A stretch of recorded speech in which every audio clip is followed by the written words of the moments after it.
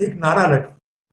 जो पहला नारा था वो था टैक्स पेयर का नारा, नो टैक्सेशन विदाउट रिप्रेजेंटेशन।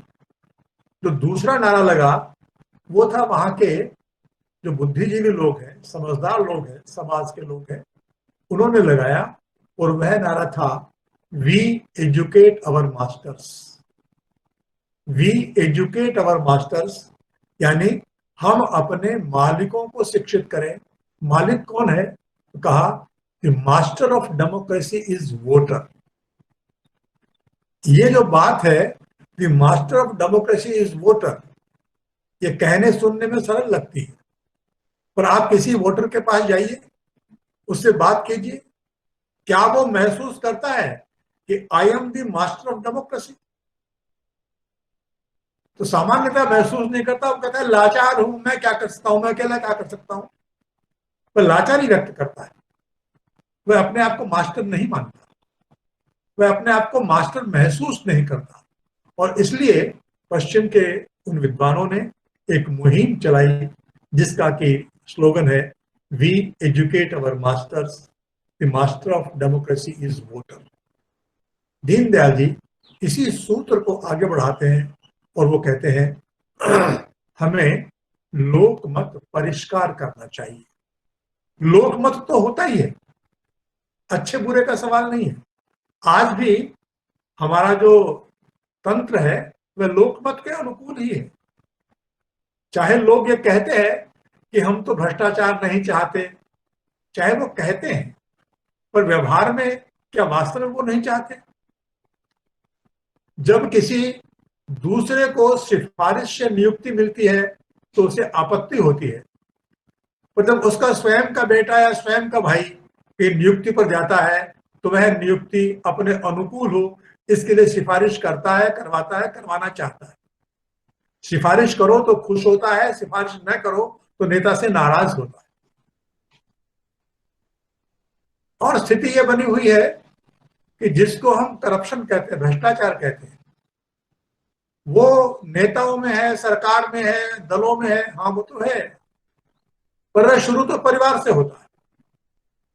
जो ही मैं किसी निर्णायक पद पर आता हूं तो मेरे परिवार के लोगों को लगता है कि अब हमारे सब काम हो जाने चाहिए, अब हमारा कोई काम नहीं रुक सकता।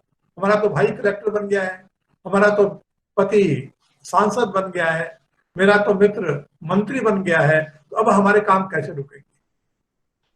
यदि लोक में जो लोग हैं उन सबका ही मानस ऐसा है, यदि उनका मानस ही ऐसा है तो जो तंत्र है वह सिफारिशवादी क्यों नहीं होगा?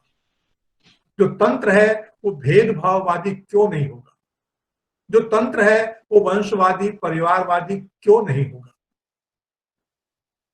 तो उस तंत्र को आज, जिसको हम लोग काफी कभी कभी ऐसा मानते हैं कि बहुत बिगड़ गया है, बहुत बुरा है, अच्छा नहीं है, वह बुरा है का मतलब है हमारा लोक मत बुरा है।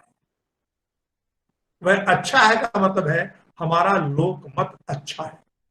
जितना हमारा तंत्र अच्छा है उतना हमारा लोक मत अच्छा है। जितना हमारा तंत्र बुरा है उतना हमारा लोक मत बुरा है। और इसलिए दीनदयाल जी का जो वाक्य बोला त्र्यंबक जी ने, उन्होंने कहा सिद्धांतहीन मतदान सिद्धांतहीन राजनीति का जनक है।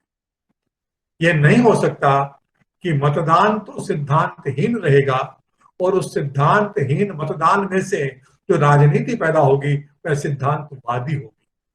तो बोए पेड़ बबूल के तो आम कहां ते खाए, यह नहीं हो सकता। यह नहीं हो सकता कि आप सिद्धांतहीनता बोए और उसमें से सिद्धांतवादिता काटें। सिद्धांतहीनता बोकर आप सिद्धांतवादिता नहीं काट सकते। आजकल हम देखते हैं सभी पॉलिटिकल पार्टीज की स्थिति है, जिस भी पार्टी की सत्ता होती है आजकल बिना शर्म के लोग उसको बिल्कुल सार्वजनिक रूप से बोलते हैं, और वो ये है कार्यकर्ताओं के काम नहीं होते। अब कार्यकर्ताओं के काम होना क्या होता है? क्या किसी पार्टी विशेष के कार्यकर्ताओं का काम होना ये लक्षण है क्या लोकतंत्र का? इसका मतलब है कि जो कार्यकर्ता कहलाते हैं उनके साथ पक्षपातपूर्ण व्यवहार होना चाहिए, उनको एक्स्ट्रा लाभ मिलना चाहिए। तो कार्यकर्ताओं की शिकायत ये नहीं है कि समाज के काम नहीं हो रहे, कार्यकर्ताओं की शिकायत ये नहीं है कि लोगों के उचित काम नहीं हो रहे, कार्यकर्ताओं की शिकायत ये है कि हमारे काम नहीं हो रहे और हमको अधिकार है, विशेष अधिकार है, क्योंकि हम सत्तारूढ़ दल के कार्यकर्ता हैं, हमने उनके लिए इनके लिए काम किया था। आप कल्पना कीजिए कि इस मानसिकता का इस व्यवस्था पर क्या परिणाम होगा। इस मानसिकता का व्यवस्था पर क्या यह परिणाम नहीं होगा कि सत्तारूढ़ दल पक्षपातपूर्ण व्यवहार को लेजिटिमाइज करेगा, सत्तारूढ़ दल पक्षपातपूर्ण व्यवहार को न्याय संगत ठहराएगा। और इसलिए ऊपर से यह बहुत ही भोली बात लगती है और लोगों को, चूंकि इसका अंतर्निहित अर्थ समाज को नहीं मालूम है, इसलिए बेशर्म होकर पॉलिटिकल पार्टी का कार्यकर्ता पब्लिकली कहता है कि यह सरकार हमारा काम नहीं करती है। पार्टी के बैठकों में हंगामे होते हैं कि हमारा काम नहीं करती है। और इसलिए महत्वपूर्ण यह नहीं है कि वो काम करती है कि नहीं करती है, महत्वपूर्ण यह है कि आपकी मानसिकता यह है कि दल के आधार पर आपके साथ पक्षपातपूर्ण व्यवहार होना चाहिए। और जब दूसरा दल वही काम करता है तो मंच पर खड़े होकर उसकी हम आलोचना करते हैं, और सत्ता में जब आते हैं तो वैसा ही हम करते हैं।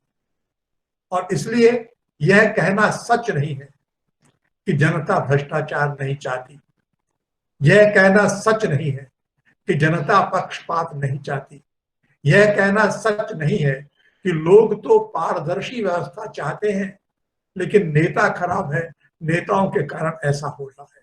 यह शुद्ध भ्रम है।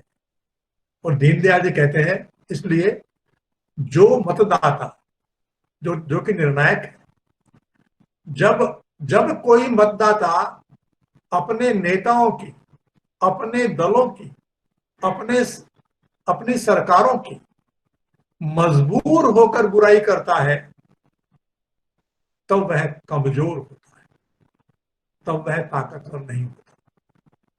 और इसलिए दीनदयाल जी कहते हैं, मतदाता को मतवान बनाओ। आज की जो स्थिति है हमारी, उसका एक बड़ा कारण यह है कि हम मतविहीन मतदाताओं का लोकतंत्र है, हम मतविहीन मतदाताओं का लोकतंत्र है। मतविहीन मतदाताओं का लोकतंत्र जैसा हो सकता है वैसा हमारा है। हमारी अच्छाइयां भी है, हमारी बुराइयां भी है।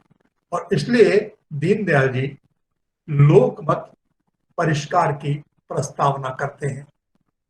दीनदयाल जी के इस पर 9 लेख है, हमको पढ़ने चाहिए। उसमें बिल्कुल शीर्षकों से लिखा हुआ है कि लोकतंत्र में मतदाता कैसे निर्णायक है, और फिर उसमें अच्छा मतदाता कैसा होना चाहिए, अच्छा दल कैसा होना चाहिए, अच्छा प्रत्याशी कैसा होना चाहिए। इन सब के बारे में लिखते हुए जब दीनदयाल जी बात करते हैं, तब एक बात बड़ी आश्चर्य की होती है, और इस आश्चर्य की बात को व्यक्त करते हैं जब दीनदयाल जी की हत्या के बाद उनकी पहली पुस्तक प्रकाशित हुई, वह थी पॉलिटिकल डायरी। ऑर्गेनाइजर में उनका एक कॉलम था साप्ताहिक, उसका नाम था पॉलिटिकल डायरी। उसके कुछ आलेखों का संपादन हुआ था और पॉलिटिकल डायरी के नाम से वो छपा था। श्री नानाजी देशमुख ने उस पुस्तक की जो भूमिका है वह लिखने का आग्रह डॉक्टर संपूर्णानंद से किया। वो तो कांग्रेस के थे, और संपूर्णानंद से जब किया तो संपूर्णानंद ने कहा भी कि भाई वो जनसंघ के अध्यक्ष थे, मैं कांग्रेस का आदमी हूं, आप मुझसे क्यों कहते हो कि मैं इसकी प्रस्तावना लिखूं। तो नानाजी ने कहा, आपको जो उचित लगता है, जो अच्छा लगता है वो आप लिखिए, हम ये नहीं चाहते कि आप इसमें दीनदयाल जी की प्रशंसा करें, हम ये भी नहीं चाहते कि इसमें आप लिखे जो विचार है आप उन विचारों को मंडन करें। हम ये मानते हैं कि डॉक्टर संपूर्णानंद एक विद्वान व्यक्ति